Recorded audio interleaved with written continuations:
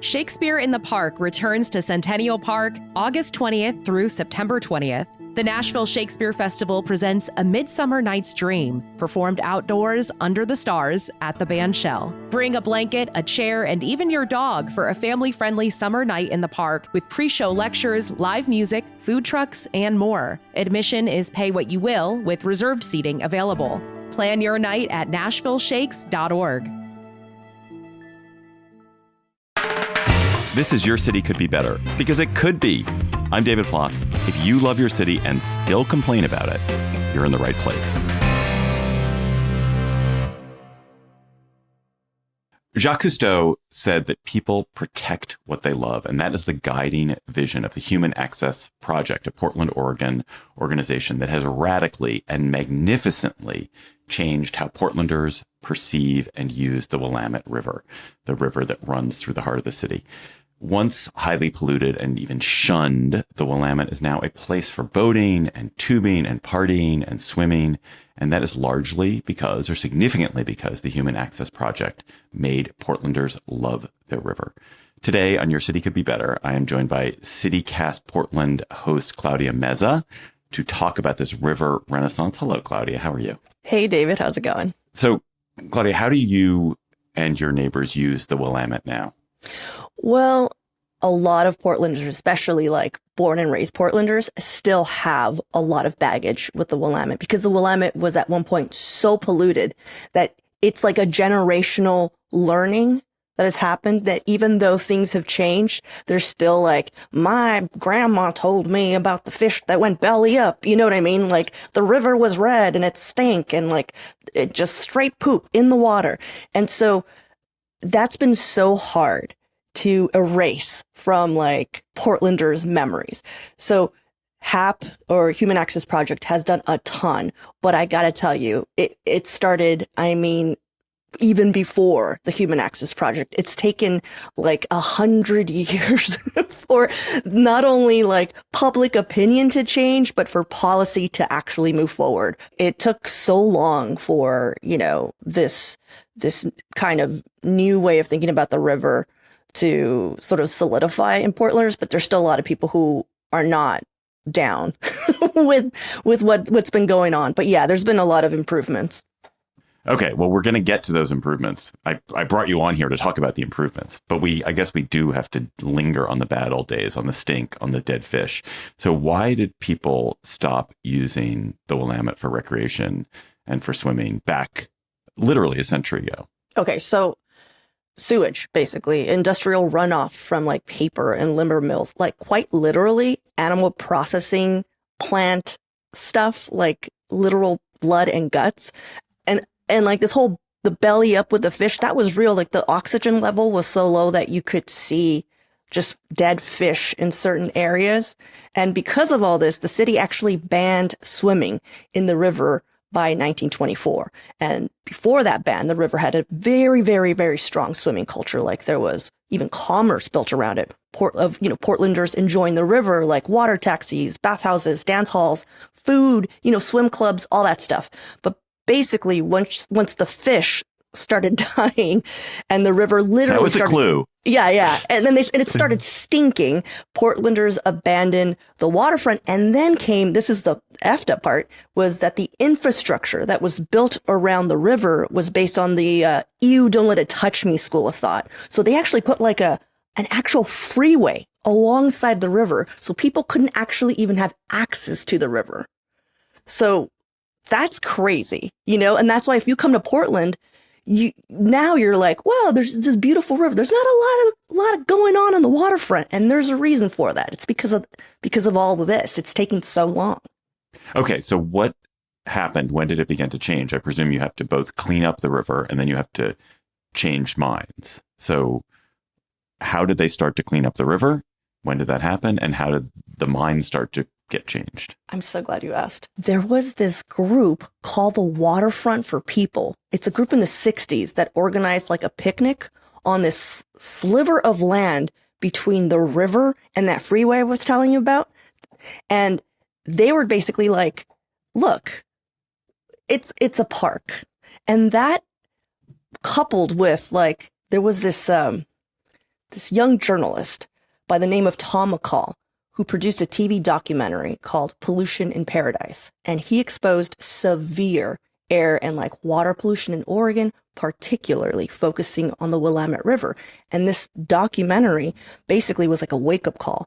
Like a lot of people, and this is the 60s, people were just like, wait, here in this river? You know, so it actually launched, David, this is crazy. It launched his political career, and he ended up becoming governor of Oregon. And then with that platform, he was able to pass like landmark legislation and then subsequent policies that changed public opinion and helped loosen up like all that red tape to actually make what then became the Big Pipe Project doable. And that is what made the river swimmable, was the Big Pipe Project, which what I don't is know. The Big Pipe? Big Pipe. It's a lot of big pipes. True story.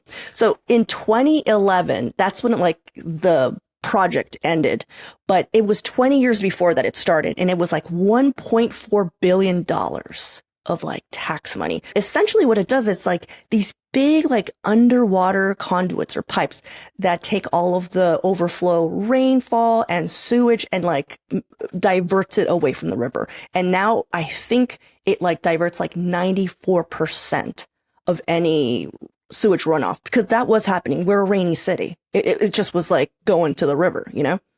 Okay. So safety is not the same thing as activity. So you get a pipe, you make it safer, you make it less disgusting. But what we want to talk about actually is really the work that the Human Access Project and others are doing, which is to take the mindset that people have about the river and their fear of the river and their century-long distaste for it and turn it into enthusiasm for the river. So what is the Human Access Project?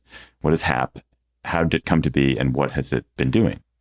So since 2010, the Human Access Project, which was, by the way, was founded by Willie Levinson, who never calls himself the founder. He always calls himself the ringleader. And he just recently retired from his post. I think one of the big first things that he did was like the Big Float event, which was in 2011. He just was like, we're all going to get in the water and we're going to have like, it's going to be a party. There's going to be a DJ. There's going to be food. Essentially, we're going to create a fun scene. And he and a bunch of other people went in the water just to be like, look, we're not dying. We're okay. It is perfectly safe. It is as clean as like all the other. And okay, backing up, David. It's not that the whole Willamette River was considered dirty, literally just a stretch by Portland, because we were a city and we were doing a bunch of bad stuff, you know, but like further south, people were dunking in the river and there was no stigma around it. So he was just like, look, people over there are doing it. We can do it here too. And there's actually like, we're monitoring the river. Like we can go to a website and look at, you know, the parts per million or whatever. Like we're pretty safe. So that's what he started doing. And he started just making it fun and like a scene and just silly. And like he would wear these little Speedos and it's just like, you know, it was just like, I don't know, like he made it more like a Portland event, like that people wanted it to be part of. And then how did it morph from there? Is there just the Big Float, or is there more going on now? I mean, the Big Float was essentially his way of getting like friends, you know, or like more people to be interested in what he was doing. And since then, the Human Access Project has like created 2 new beaches, has opened up 6 swimming areas. They've worked with the city to make safer docks, including like the park that I go to, Cathedral Park. Now, do people, you know, it's Saturday afternoon, it's a hot day. There's always someone in the river. Oh yeah, 100%. Yeah, there's always someone swimming in the river. Like when it's a hot day, you're going to see them. They're out there. But is it someone, or is it Tons. You and your friends are like, let's go swimming in the river. That'll be fun. If you go to almost any of the swimming areas that the Human Access Project has opened, or any of the beaches, they're going to be full on a hot day. But not only that, like they still have events. They have like food carts there. There's DJs. There's like bands. It's just, it's a scene. It's really cool. And I think it's like all of this work has changed so much public opinion that now that infrastructure that I was saying that like wasn't there is slowly changing. Like now more and more people are like, what if we had saunas on the river? What if we had like, get out. Yeah. So that's coming. We already have some. Now more are coming. What if we had like crazy, like what if there was more food available that like actually lived there? Like what if we have tiki parties and there's beer in the boats and like, so like all this stuff is like slowly happening and making that dream come true of like Portlanders actually having access to a clean river and it being part of our city. So you began by talking about the freeway. Is all this gone. taking place in areas? Oh, the freeway's gone. So that's what I'm saying is like Tom McCall is the governor, those crazy hippies. Another freeway basically happened. So what happened? It wasn't just like they were like, yeah, let's get rid of the freeway. Like another bridge, something else happened. And they're just like, do we really need this freeway? And that whole thing went away. It is now a beautiful waterfront park that has these gorgeous cherry trees, which are now like a thing that people come to see in Portland. And it's named the Tom McCall Waterfront Park. That's amazing. So if you had to assign credit for this, how much of the credit belongs to the grassroots citizen work of the Human Access Project, and how much of it belongs to the city and county and state governments that presumably actually built and funded the infrastructure that you're talking about? The beaches, I doubt the Human Access Project built the beach. Yeah. Well, I don't see it as like one winner. I see this as like a huge baton race that's been happening since the beginning of like probably when the city was like, we can't swim here anymore. And I'm sure then people were pissed off. And like it took so long for like that baton and for the policy making, for the people changing their minds about things, for all of that. Because you know how it is, David, like you get someone to get excited about something and then like something else happens and they stop thinking about that thing. And so I'm sure that baton was like picked up and dropped so much of just like, hey, we should maybe clean up the river. So, I mean, I don't know if there'd be like one person, but I do know that Tom McCall for sure is very much instrumental in having changed a lot of hearts and opinions on the river.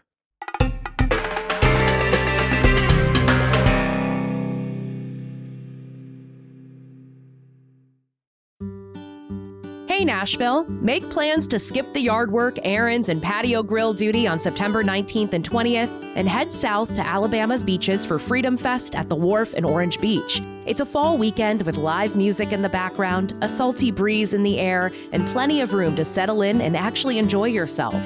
From patriotic tributes to arts and crafts, an array of vendors, a car show, and a kids zone, it's a full Gulf Coast celebration with enough going on for everyone, but never so much that it feels rushed. September is just around the corner, and keep in mind that nonstop flights at Allegiant from Nashville to Gulf Shores get your vacation started quicker. So plan your Freedom Fest getaway today at alabamasbeaches.com. Hey Nashville, it's Rachel Iacovone, host of CityCast Nashville. Every day on this podcast, I try to ask questions that no one else in town is asking. Some might say I'm a little nosy. Others might realize I'm just a zillennial raised on the hot goss blogs. Either way, I'm not here to gatekeep. I'm here to share the answers with you. And as a listener of this show, I know you love being clued into what's going on before anyone else. So if this podcast has ever sparked your curiosity or given you something smart to share at your book club or happy hour, here's what you should do. Support this show by becoming a member of our CityCast Nashville Neighbors program. Our membership program costs just $10 a month or $100 a year, and it comes with some great benefits. But most importantly, your membership helps make sure I can keep asking nosy questions and getting you answers that actually matter. Because I think being curious makes us better neighbors. Go to membership.citycast.fm/Nashville to read about member benefits and join now. That's membership.citycast.fm/Nashville. And thanks for your support. Why is it good for Portland to have a river that people recreate in? I mean, I think it's like the same for any city. I mean, one, you want that access to nature. The fact that like, oh, only rich people have pools, only rich people can like do these things. Like it's right there. Like if you have a river, there should be access to it. That's like what makes you enjoy your city. Okay, David, have you seen those amazing pictures of, I forget, it's like, of course, some like Northern European country where they literally jump into the river to swim home, and it's like a whole culture of it where they'll jump off a bridge with all of their stuff like in watertight bags, and that's how they commute to and from work. Yeah. Do you know what I'm talking about? It's a town in Switzerland. I think it's in Switzerland. That's so, could you just imagine like the quality of life that people are experiencing, like not stuck in a car. There was a point where I was like, I'm no longer driving. I'm buying like a little boat and I'm going up and down the river. This is when I was working at a station that like worked out. I even bought a house specifically because I was like, this is going to work perfectly. Like I live 2 blocks from the boat ramp, which is public. Like this is going to be my new life. And so I don't know, like, I just think that people enjoy their life a lot more when they are able to access green spaces and of course their waterways, but also like it's going to be good for Portland economically. Like a waterfront, like a bustling waterfront brings in money and tourists, and we have a baby waterfront. It's barely getting there, And so I'm really excited because there are a ton of projects that are in the works now. More and more people, like people with money, are getting invested, with like changing the actual landscape of it. There was this interesting episode you probably have not heard about in Washington, D.C., where I live, about, I don't know, maybe a year ago, involving RFK Jr. I remember this. RFK Jr. is, a much maligned and derided figure. And I certainly, I'm not going to defend him too much, but he was widely mocked because he went for a dip in Rock Creek, which is a stream that runs right through the heart of DC through this wonderful forest that is the center of Washington, DC, is this magnificent urban forest. It's really one of the true treasures of the city, and it has a wide stream in it. And he went for a dip, I think in jeans, as he often does.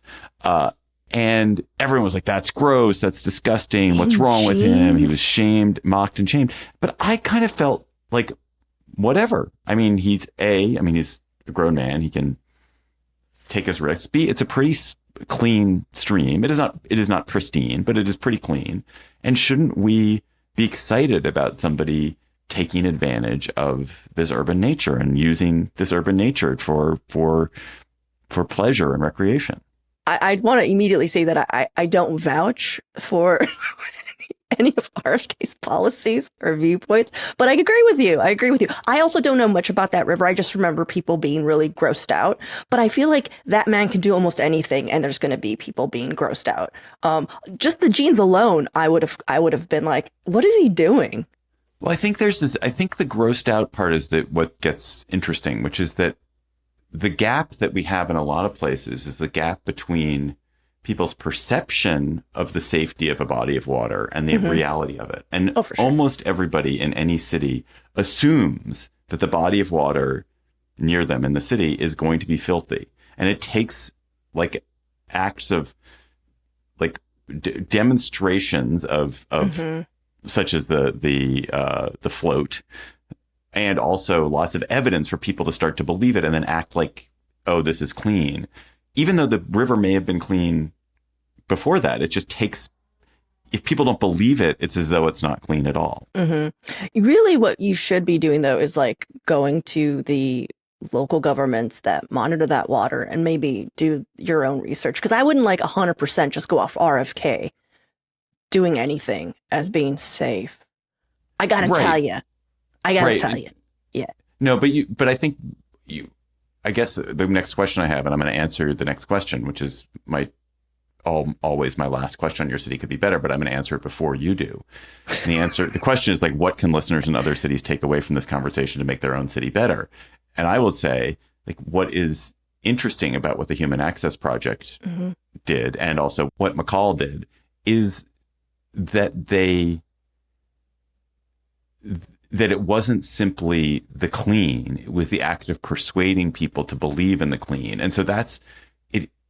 the media, the awareness, the kind of making it a thing is as important as the actual cleanup. 100%. Yeah. Like creating a culture around, rallying around this thing, totally agree. Is there anything else that listeners in other cities can do to get themselves a swimmable river? Well, for sure, you're going to want to make sure it actually is, clean and swimmable. So knowing where to start, and I think that the Human Access Project, when they first started, I think they were a thorn because they would do these things, they would pressure, they would go to, City Hall, all this stuff. And Willie was like, the thing that changed everything was when we started seeing each other as partners.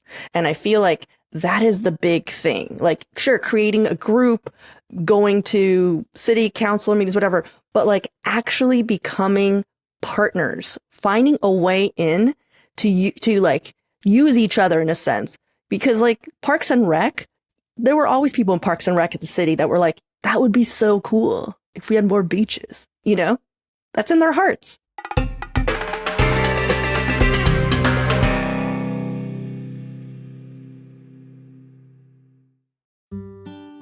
Hey Nashville, make plans to skip the yard work, errands, and patio grill duty on September 19th and 20th and head south to Alabama's beaches for Freedom Fest at the Wharf in Orange Beach. It's a fall weekend with live music in the background, a salty breeze in the air, and plenty of room to settle in and actually enjoy yourself.